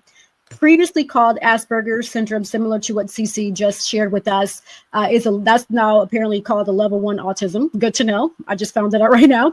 So some of the characteristics here: mild challenges with social interaction, strong verbal skills, but many struggle with social cues, rigid routines and intense special interest, independent in daily life, but may need support in social settings. Level 2, moderate autism. Characteristics include more noticeable social and communication difficulties, repetitive behaviors that interfere with daily life, requires moderate support for learning, their daily tasks, and even social interactions, and also sensory sensitivities that can be more intense. Level 3, severe autism. And those characteristics are significant communication and behavioral challenges, may be nonverbal, or have very limited speech, strong need for routines and difficulty adapting to changes, require substantial support in a daily life, may have intellectual disabilities or co-occurring conditions. And so other terms that are still used with regards to autism: PDA, pathological demand avoidance, is a subtype where individuals strongly resist demands or expectations due to extreme anxiety. Also, regressive autism, when a child develops typically, but then loses speech and social skills. Usually that ranges between 1.5 to 3 years of age. Also, nonverbal autism. Some individuals with ASD do not develop spoken language and may use other forms of communication, such as sign language and assistive devices. So I've said a lot. Any feedback that you all want to share? I love that you did the levels, because Asperger was not a part of the spectrum. It was its own distinguished kind of, distinct, symptom. And so they put it onto the spectrum, right? And he, level 1 with my kid, you're saying what were some of the differences? And so my kiddo, he didn't have a lot of the things that you listed. He did have the social. I mentioned that. So that was one of the differences that he had. He has the social. He didn't know the appropriate, to read those cues from people. You know what I'm saying? We have like a lot of nonverbals. He really couldn't read that. So we had to have things in place for him at school to say, hey, my kid is really not disrespectful. He's just very direct. See, based on the data, autism affects different families all the time, right? And so with that in mind, we're going to pivot over to our special guest, who's been patiently waiting behind stage. And we're really excited to have her on. And so this special guest, known as Nurse Fee, is a devoted nurse, a fierce advocate, and above all, a loving mother. She navigates the delicate balance of motherhood and demanding nursing career with unwavering strength and grace. She's a proud mother of 2 remarkable children, Aaliyah, who is 19, and Amarion, 22. And so she says that he insists that he's forever 19. I love it. Yes. With 6 years of experience in nursing, Felicia has built an impressive career specializing in one-on-one home health care. And her background spans between geriatric care, triage, primary care, and urgent care, equipping her with a comprehensive understanding of a patient's needs. But for this individual, Felicia Johnson, yes, I know I already said her name. I was trying to wait, but I got so excited. So pardon me. But for Felicia, nursing is more than just a profession. It is her calling. Compassionate and resilient, she approaches every patient with a caregiver's heart, and she advocates that determination. She ensures that they receive not just medical care, but feel that they have that dignity and respect. She always makes sure that she provides that for her patients. That's beautiful. That same advocacy extends to her role as a mother, now particularly as a mother of a child with autism. Felicia has navigated the challenges and triumphs of raising Amarion with fierce determination, always striving to ensure that she has the support and the opportunities that he deserves. She often carries the weight of his struggles on her shoulders, wishing that she could ease his burden, right? Help him out. How can I help my child out? Yet through every challenge, she remains steadfast, knowing that every obstacle overcome is a step towards a brighter future. Balancing the needs of both her children has been one of her greatest challenges, making sure that Aaliyah and Amarion each feel equally seen and heard and loved. Despite the hardships, Felicia embraces motherhood and with an unbreakable spirit, always putting her children first. Now, her story is definitely one of strength, sacrifice, and boundless love. Whether as a nurse, a mother, or a caregiver, she always continues to inspire those around her. And I know she will inspire us today because she has that dedication, love, and heart. So welcome to the stage. Welcome to Hoy En Día TV, Felicia Johnson. Hi, thank you. Hello. Welcome. Yes, what an impressive bio. And just reading it, like I got really emotional because I know just by hearing what you shared with us before we got on, how you're going no sleep because you're being and just doing so much. Like, share with us, who is Felicia other than what I shared with the bio? Who would you say you are? And give us a little bit of what your day-to-day is. I would have to say that I am a very compassionate person. I'm resilient. Some days I don't know how I make it other than the strength of the Lord. Like I said, today, haven't had any sleep since yesterday, and that might have only been about 3 hours. But day to day, it's hard to navigate life as being a mom first and then a nurse professionally because, sometimes I have to pick and choose, and my children will always come first. But then there's, financially, I have to work. So I was telling some of our TikTok family yesterday, I was like, well, Mariam's not feeling well. He's been dizzy since last Thursday, and he has fluid in both of his ears. And it's hard. He keeps asking me why this is happening. And so one of the ways that he stems is he talks to himself and he looks at his hands. And so the other night, because he was so dizzy, and I know that sometimes when he stems, he likes to walk around in circles. And so to keep him from walking around in circles, he walks around our island at 1 o'clock in the morning eating his snacks. And so to keep him from doing that, I put him in the bed with me. And so he would go to sleep for about 30 minutes and he'll wake up and he'll just look at his hand. Now, Marion does not sleep at all. He just stays up all night long. And so while he was laying there, he was talking to himself and he was like, Lord, why is this happening to me? I'm sorry. No, yeah, no, it's okay. Yeah, that's wow. Yeah. And so, I find pride and joy that one, he knows who the Lord is and he knows who to go to and who to talk to. But I just can imagine that at night when he doesn't sleep, his mind is constantly wandering and constantly going and doesn't shut down. He literally stays up all night long. And one of his favorite sayings, when I ask him if he went to sleep last night or what time he went to sleep, he tells me it doesn't matter. He is a very direct person also. And he speaks his mind. But yeah, it's just a struggle, but every day is worth it. Like she said, when you first find out about it, I didn't understand it. I didn't understand why. When I was working at Opticare, and I have to say this too. So Amarion has autism. He also has developmental delays. He was born premature, so he was deemed chronically ill at a young age. And I just didn't understand why me. And so one day I went to lunch and I was working at Opticare with Yesenia, and I was at this restaurant and the song came on, "This battle's not yours, it's the Lord's." And so within those words, he let me know, as I was saying, why me? Because it had been a really rough week. I had missed so many days from work and my job was being threatened. And he let me know that I was chosen for this journey. And from that point on, I understood why me. I'm sorry. No, I mean, ooh, girl. I'm trying to hold back my tears right now. I'm trying to also. But he's a joy. This week he hasn't been himself, and I can't stand it. Because I'm used to him running through the house. He loves to run. I don't know why. But he'll just sprint through the house to go wherever he needs to go. And I'm used to him waking me up at 1 o'clock in the morning because he just has this rule of thumb. I eat my snacks at 1 o'clock.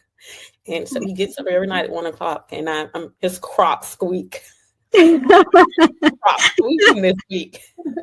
So the nights that I am home, like I really do miss him being himself, and I can't wait for him to get over this hurdle because it's just not him. So this week has been a little tough. I'm gonna say this. I'm gonna speak positivity over him. He's gonna feel amazing very soon. Amen. Before you know it, he is going to feel himself. He's going to be better, and he's going to be back to normal before you know it. I'm going to put that in the atmosphere. God has him. God is touching him right now and healing him from whatever it is that he is dealing with. Only God knows, right?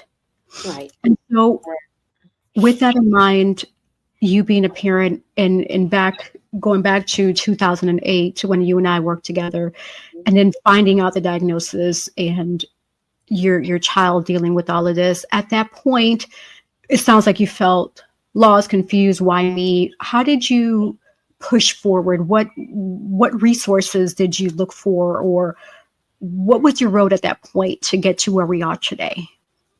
So it took me to accept it, to advocate for to advocate for him, and to advocate for myself, and to do my own research, even after speaking with the doctors, because I needed a better understanding of what was going on and how to take care of him, which is one of the main reasons that I became a nurse, because I didn't understand a lot of the verbiage and the language that was coming from the doctors. I would say a lot of prayer got me to this point. We have a really strong village with my family. They can be my strength when I'm down. Because this week I've really been weak. Whenever there's something going on with my children, it's like a slope going downhill. And so I just have a lot of prayer, having a mom that prays over me, that prays over her grandchildren, and just the love and joy that's surrounded within our family. Like I said, he's a joy to be around. I just can't. It's hard for me to express it without getting emotional. It was really tough in the beginning because, so when we first took him to be evaluated, they said he did not have autism.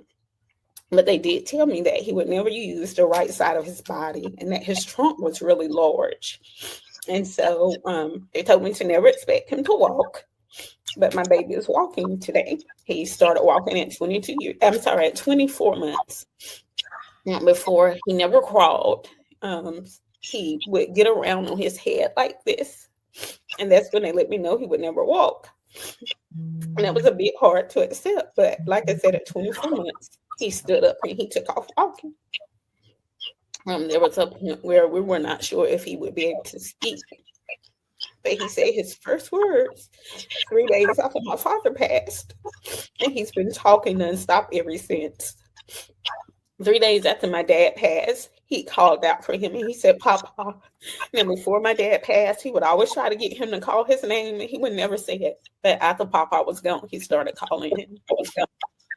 It was, like I said, it was really tough because with him having the autoimmune deficiency disease, he stayed sick a lot, which is why I would miss so many days out of work. He was born premature. My body rejected him. And so he's had quite a few surgeries on his eyes, on his ears. He did not eat until he probably was about 10 or 11. He would just taste a little foods here and there. He had a feeding tube from age 5 up to about 10 or 11. And that was the most challenging, having a child that wouldn't eat. And he was already really small. At one point, he was so tiny that you could see his ribs sticking out of his body. And it was a struggle to get him to eat. And I just kept praying, Lord, give my son the desire to eat. And eventually he started. And now he made sure that he eats 3 meals a day. If he gets breakfast, he was like, okay, I've had breakfast. Now, when am I going to get my lunch and my dinner? So before he can finish one meal, he's asking about the next meal. And so it's just a blessing to be where we are today. When I look back and wonder how I got over, it was just the strength of the Lord. Right now, we're going to pivot over to our special guest. We have some beauty pageant queens, beauty queens, yes. A powerful mother-daughter duo redefining what it truly means to be a queen, right? We're honored to welcome attorney Wanda Lugo and Tanisha Alanis, a mother and daughter who embody leadership, purpose, female empowerment, and community service at the highest level. So with attorney Wanda Lugo, a medical technology professional, educator, mother, and national director of Miss Petite Universe USA and Miss Tour Beauty USA, Wanda is a passionate advocate, an individual who redefined the meaning of what it means to be a queen, believing that true loyalty is not measured by height or physical appearance, but by impact, empathy, and commitment to the community. Under her leadership, her queens have earned multiple national and international titles, and she has been honored with Director of the Year 3 different times. Impressive, yes. Queen Tanisha Anali is an international queen, community advocate, and university student pursuing a degree in sustainable development, agroecology. Oh, that's okay. I'm gonna have to ask her what that is. Tanisha made history by becoming the first contestant to win both the Teen and Miss Petite Universe international titles. Her advocacy focuses on mental health, kindness, and environmental protection, and also breaking gender stereotypes, empowering young girls to believe in their potential both on and off the stage. So know that in this episode, we're going to discuss female empowerment, mother-daughter bond as a foundation for success, purpose-driven pageantry, leadership, community impact, and breaking barriers, and overall how to cultivate queens with values and social consciousness. So stay right there because we're going to bring them on right now. Without further ado, welcome Hoy En Día TV, Tanisha Anales, and attorney Wanda Lugo. Bienvenidas. Hi. How are you? Muy bien. I'm good. How are you? Great. Doing good. Very excited Yeah. to be here. Yes. Well, we are thrilled to have you. So I know I said a lot in very impressive bios. In a nutshell, who do you say you are? You can take turns going, but in a nutshell, when you have to explain, like, hey, this is who I am. Who do you say you are? ¿Quién tú dices que tú eres? I would say that I am a very passionate and hard worker. I always strive for my dreams and I don't let obstacles detain me. But most of all, I describe myself as someone who's very committed to her community. I believe that's something that very much defines me is my passions for connecting with my community and being able to advocate for my passions through my community. Ransom Ridge Assisted Living Center, I volunteer there a lot. I teach a lot about kindness and environmental protection. And I also go on a lot of awareness walks. So you could always see me doing different things for my community. And yeah, I think that's kind of what I would describe myself as, a very hard worker and a very hard, dedicated person to our community. Awesome. Thank you. How about you, Wanda? ¿Quién tú dices que tú eres? La persona que eres. Well, when I have to describe me, it's kind of hard when you have to talk about you, right? That's something that I always say to my queens. That is the hard part. But I'm a simple person. I'm a passionate person for the health, which is my profession.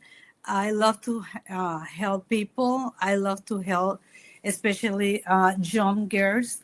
I love to help the girls to be empowered and get self-confidence. And for me, it's really, really important help the community, get involved in the community, because I think the community need a lot. And you can do a lot of things no matter what it is, big or it is small, but you can contribute to do a lot.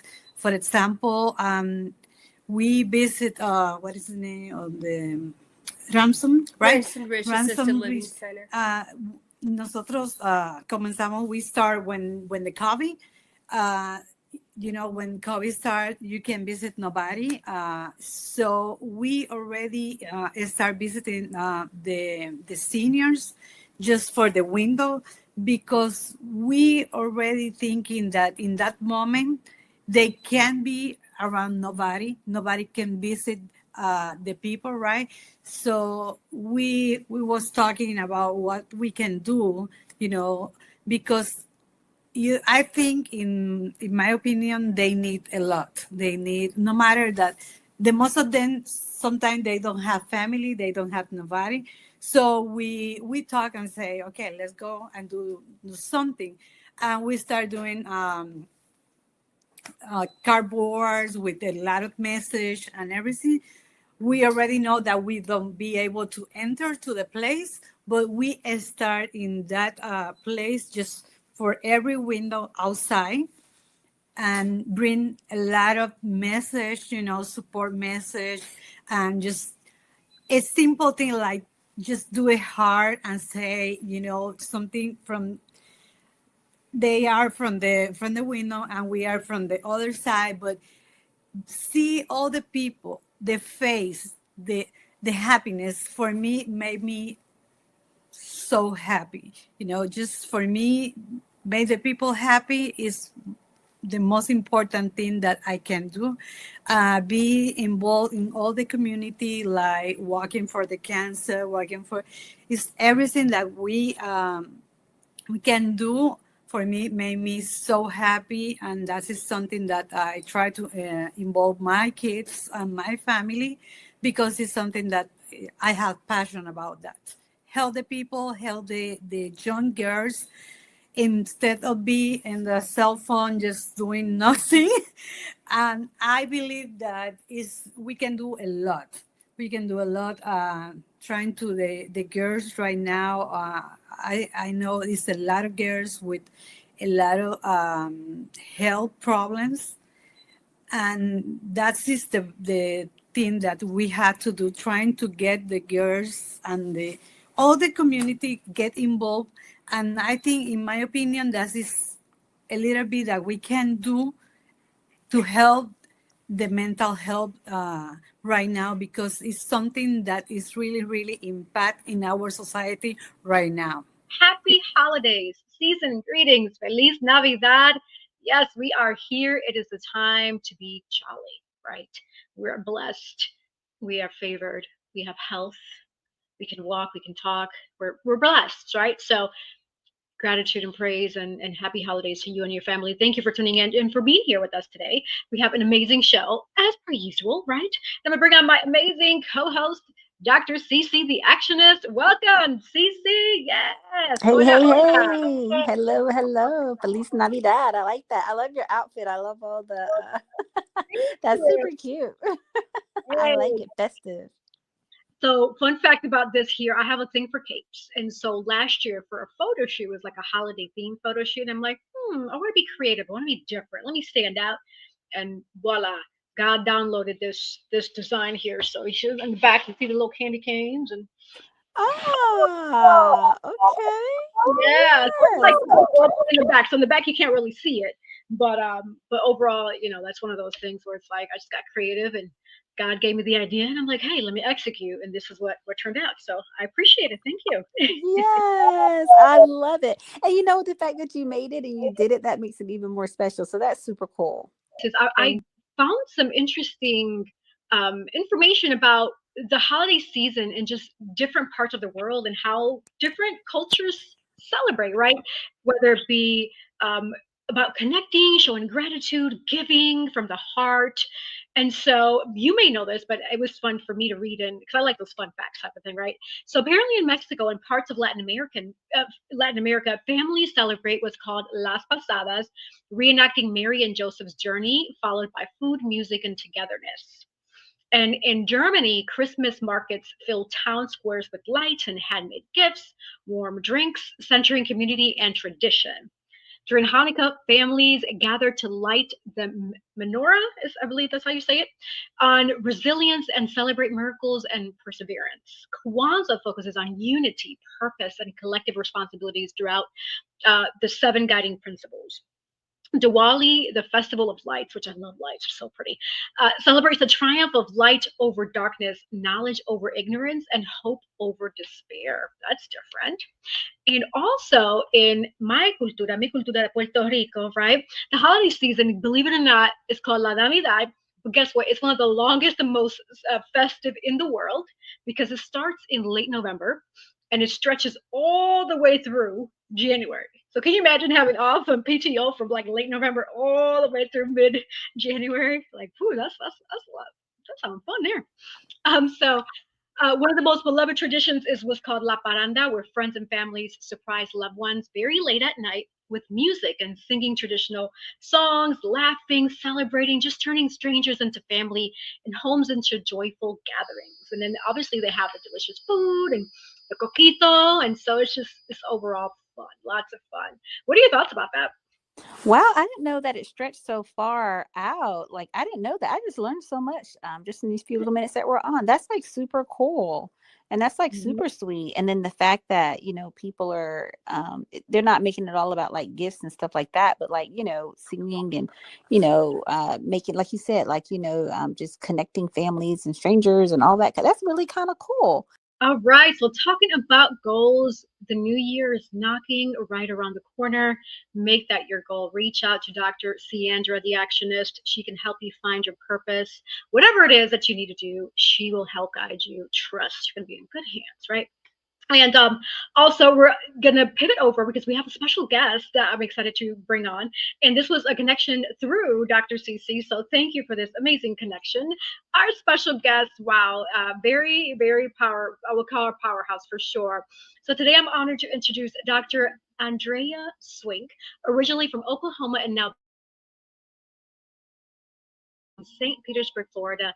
Dr. Swink is a distinguished executive and industrial and organizational psychologist with over 30 years of leadership experience across education, business, construction, marketing, and hospitality throughout the U.S. She is known for her servant leadership approach, building strong partnerships and driving strategic solutions that strengthen teams, organizations, and communities. Dr. Swink is a first-generation scholar who earned both her PhD and master's in industrial organizational psychology from Kaiser University and holds a bachelor's degree in organizational leadership with distinction from the University of Oklahoma. And in 2025, so this year here, she was introduced into the Kaiser University, or inducted, I'm sorry, into the Kaiser University Wall of Fame. Wow, we definitely got to ask her about that one. Throughout her career, she has led and owned multiple businesses, increasing enrollment by 35%, boosting revenue by over 65%, and managing multi-million-dollar projects. She is deeply committed to community service and student advocacy, leading initiatives focused on mental health, mentorship, and student-first engagement. An ordained minister, wow, another impressive, okay, ordained minister, and active member of professional and service organizations, Dr. Swink is passionate about mentoring, leadership, and just giving back. Outside of work, she enjoys riding her Harley. Ooh, pretty cool hobby there. Gardening and spending time with family, especially caring for her 96-year-old grandmother. Wow. So in this powerful conversation today, we dive into servant leadership in real life, breaking generational barriers as a first-generation PhD, mental health, mentorship, and purpose-driven leadership, building organizations that actually care about people. So please join me. Without further ado, we are welcome and excited to bring on Dr. Ceandrea Swink. Welcome to Hoy En Día TV. Hi. Hi. Hello. Oh, it's so exciting. Yes. Yes. And my eyes are open now. Like I've had a little bit of a sleep deprivation there. So yeah, I'm excited. Merry Christmas, happy holidays, and all the celebrations. An amazing bio, like wow, very impressive. But in a nutshell, who do you say you are, Dr. Swink? You know, that's a $1 million question. If somebody has that answer, you know, I did not see myself as a scholar growing up. When I was growing up, you know, my parents have always been blue collar workers, and I'm very proud of that. My mom worked at the school wherever I was going to school at my whole life. I remember when I was a kid, my mom was a custodian, and my fondest memories, and I know this sounds crazy, but she's like, we got to go in and we got to clean the toilets. That's just what we have to do. This is mom's job. And the sooner I get this done after school, the sooner we go home. And so I take on that blue collar, you know, mindset with a, you know, and still get that scholarly brain going at the same time. So for me, I'm just me, you know, I know everybody asks me that, right? Like, who are you? Right. And I'm a multitude of things. I am comprised of many things. I have many interests. There's days that I like to sit and read a book. There's days that I want to sit and watch movies all day, just like anybody else. And then there's days, more so than not, that I want to be actionable. And I think that that's a big makeup of me, is that action. And that is, you know, changing the world. And how do I do that? And that's kind of where I'm at right now, is what is my greatest passion? What do I want to, you know, step into in this next chapter of my life? Since it was just last Friday that I was confirmed. So it's been a little bit of exciting weekend. Thank you. Thank you. And Ceandrea is right there with me, and I love her. She's been a classmate of mine, and a friend and sister. But, you know, I think it's important for us to not forget, you know, where we came from. And that's the one thing I don't forget that I came off a farm in Oklahoma. And, you know, it probably wasn't anything special to anybody else.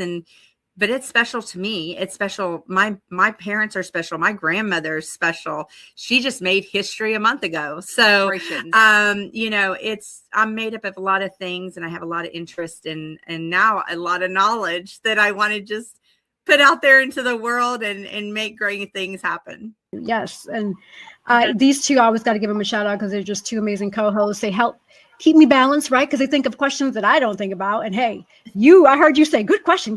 I'm like, yes, good question. I love it. Yes. Because these are questions that people want to know. We want to know. That's what Hoy En Día is to positively motivate, educate, inspire, enlighten, and entertain. You know, I think we're a little funny here and there. I think we're funny actually all the time. Anyway, each and every episode, and that's what we are here to do, because we want you to be engaged and live a happy, healthy, positive life. And I get it. Life is not always positive and peachy, but it's all about what you make of it. Mind over matter, right? Amen. Life in, how do you get those lemons and squeeze it and turn into some juicy, tasty lemon juice? Got some sugar in there, make it nice and sweet. You know, gotta be creative, right? That's what life's all about. Awesome. So we're going to transition over to our last minute words. This is an opportunity for you to share with the audience, the viewers, the listeners, how they can find you, follow you, any upcoming projects, if there's opportunity for community service that people would like to volunteer, anything that you can think of. If you have a quote, a final closing paragraph, etc. And so you get a glimpse of how that would look. I'm going to have Dr. Ceandrea start us first. Then we'll have you, Alicia, go second, Nadine third, and I'll close out with the remaining of our sponsors. Absolutely. So, hey, I'm your girl, Ceandrea, the Actionist with Inspire for Purpose and Girls with the Gigs, getting you clear about your fears so you can move forward, right? You can check me out at www.girlswithgigs.com or inspireforpurpose.com. I have something new that I want to say to you all today, and I had to put it up here on my other screen just so that I get it right, okay? I'm slated to speak at my alma mater now, just my alma mater back in July because I graduated, woohoo, so it's all nice, right? But this is something I'm going to be delivering a powerful message to the university, the students that are there, just struggling sometimes to really get onto the other side. And so I want to share with them, as well as I want to share with you today, is refuse to live beneath your potential, right? Mm-hmm. Challenge every person out there, refuse to live beneath your potential, right? Refuse to let fear, failure, or fatigue define your finish line, right? Because on the other side of everything, that testimony that you're going to have later is going to say, hey, I didn't quit when it was hard. It's simply going to say that I conquered when it mattered the most. As I love to say, love and light and inspire for purpose. My favorite scripture is Jeremiah 29:11. It was given to me by my beloved father-in-law, because he said God knows the plans that he has for you, and he created you for a reason. So, and I also had asked God to let me walk in my purpose, on purpose, for a purpose, and with a purpose. And I believe that's where he has brought me, that I am walking in the purpose and the plans that he has for me. I don't know where he's taking me next, but while I'm here to do his job, and whatever he puts on my heart to do and directs me to do. For those of us in Cobb County or anybody please consider going on to Live Safe Resources website. The holidays are coming up. Make a donation. Help some of these families be able to feed their children, feed their families. Must Ministries, we have people that are furloughed, that are homeless, the working poor. They all need, if you have even $5, $25, grocery store gift cards, please consider donating. Coats for coach drives, can drives, however you can. No donation is too small. No contribution is too small. Consider your fellow man in the holidays that are coming up and how those parents that are not able to provide feel. It's not about the gift. It's about the giving from your heart. And just know that you would want someone else to help you if you were in need. So with that, I just say wherever you can be a piece in a greater puzzle, please do so. You know, it's not about us. God blesses us to bless other people. And I am grateful to be here tonight. And thank you. Wow, wow, wow. So amazing. You ladies are wonderful. I have to follow that. But anyway, as you guys know, my name is Nadean Barton. Nadia B _1202. You can find me on Instagram, Nadine the author. You know, if you want to be inspired and if you want to get my books, you could go to NadineBarton.com. Like Cece always say, sometimes you have to use your pain to position your purpose. And that's what I did when I became an author. So another thing, I just lost my train of thought. I'm sorry. Yeah, so basically, my quote that I have, life is 10% of what happened to you and 90% of how you react. So sometimes people will purposely try to push your buttons, sit and talk and try to, even perfect example throughout this whole ordeal with Jamaica and all this stuff. And my heart goes out to Jamaica. And you know, as you guys know, that's my country. And I was just tired of crying every time I open one of the posts, whether it's on TikTok or Facebook, and I see a video. I just get so emotional, you know. My family, they're still out of power. I'm just grateful that, you know, I didn't lose anyone in that sense. But, you know, I'm just grateful for that. But I was going to say before that, people are just, there are a lot of people out there, even in this chaos, are just internet bullies. They want to come for you for no reason. So back to my quote, life is 10% of what happens to you and 90% how you react. Sometimes I have to tell people, hey, I'm too old to be arguing with grown adults on the internet. So take that somewhere else. And that's why they created the block button. So yeah, have a blessed day and a blessed holidays. Yeah, I'm sure we'll be back on before Thanksgiving. Absolutely. Thank you. Thank you. 3. Wow. We are actually going to go on another quick commercial break before I say my last minute words. So don't go anywhere. We will be right back with Hoy En Día TV.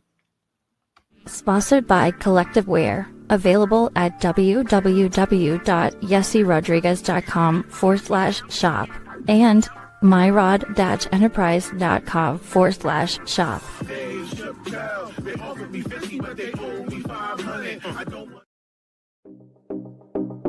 Sponsored by Divine Beauty and Accessories.